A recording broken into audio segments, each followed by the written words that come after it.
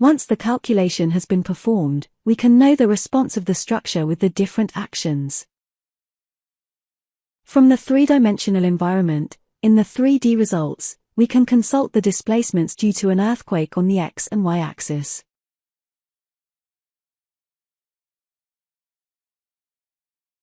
We already know that as a result of the calculation there is a diagnosis.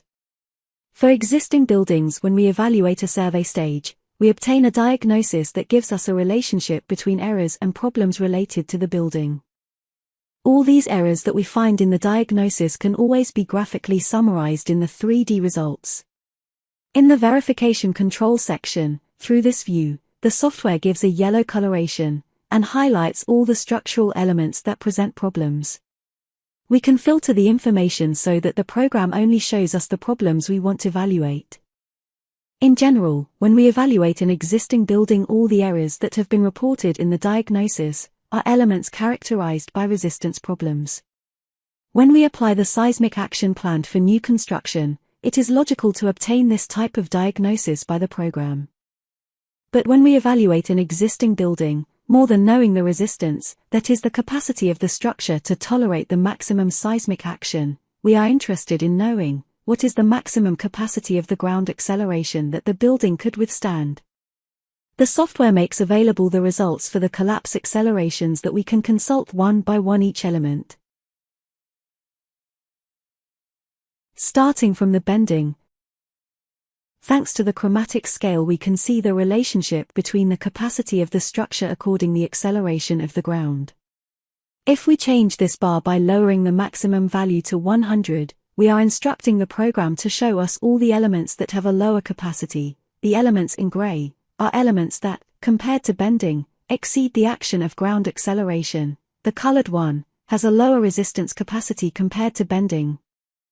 The most vulnerable element concerning bending has a capacity of 33%.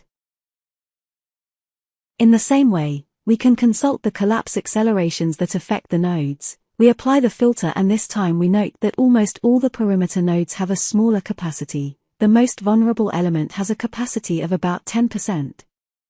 This should not surprise us. In fact, the nodes are not provided with reinforcements yet.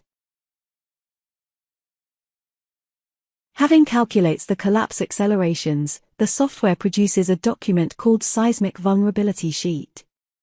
This document has a summary of the main elements of the seismic analysis and the level of knowledge of the materials. The Table 9, which summarizes the capacities, and considering the different limit states, will show us the soil limit load, the bending, the shear, and so on.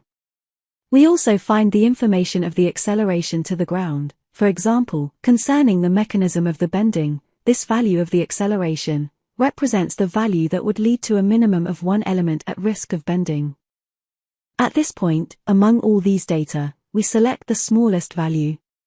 Now we will compare this value with the demand, which is data from the input, obtaining therefore the seismic risk indicator, which, at the life safeguard limit state, indicates that the building in its survey situation has this capacity. Starting from the evaluation of the life safeguard limit state, as obtained from the calculation, it is also possible to ask the software for the association of the seismic risk class, in this case with the conventional method, because we have performed a structure calculation. Once the evaluation of the current situation has been carried out, we can proceed with the creation of a new document in the reinforced concrete category with existing construction type, and under the situation we will select the design stage. We also need to define the intervention type, if it is a standard compliance work or an improvement. At this point the software needs the current situation file in order to create a copy of the model from which the intervention will be designed. Therefore, in the design stage of our project, we are copying the same model of the current situation. Generally, we need to reduce the risk of damage to the structure due to seismic actions. We must plan all the interventions to be carried out on the building in the design stage. Interventions may consist in the insertion of new structural elements, such as walls, so that the transmission of loads of our structure rests on them, or perhaps intervention may consist in the strengthening of existing structural elements. By accessing the reinforced concrete interventions view, we can apply the reinforcements locally, such as, for example, If the beams have flexure or weakness, we can reinforcing them by adding the FRP reinforcement for bending or for shear. We can extend the reinforcement on the entire element or simply adding locally for a certain extension. In any case, the reinforcement must give the software all the data for the calculation of the reinforcement, in particular the thickness, the exposure, the number of layers, etc. If, on the other hand, the beams have a weakness at the edge, due to insufficient reinforcement, we can intervene in the model by adding FRP to the edge. In this case, in the properties of the reinforcement, we must specify whether these fibers are orthogonal to the axis of the element or will be positioned at U or in the complete winding. Once we have characterized our reinforcement, we can apply it to the structural element both locally and in the entire element.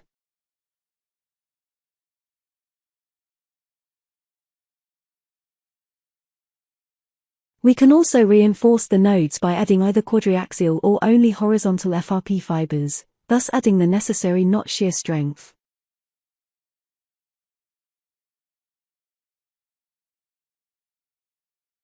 If we go back to the example, in this case, and for this building, it was decided to reinforce some FRP bending beams. Reinforce almost all the perimeter nodes and in particular those of the corners.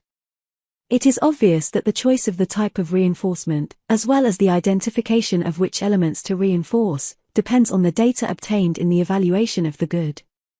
That is why the knowledge of the building element by element is particularly useful for the structurally weaker elements on which we must intervene as soon as possible.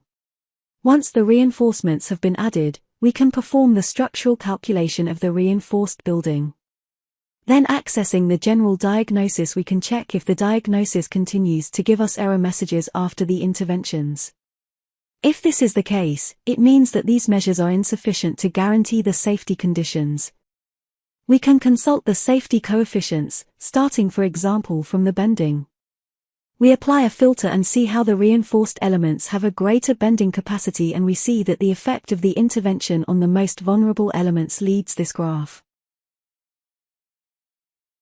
We apply the same procedure with the nodes. By filtering, we can verify that there are nodes with problems.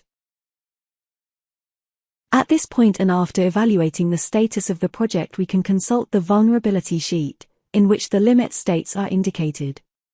We can also access the comparison sheet between the two states when opening the document. We need to select which is the file that represents the current situation. Once this is done, we obtain the comparison document.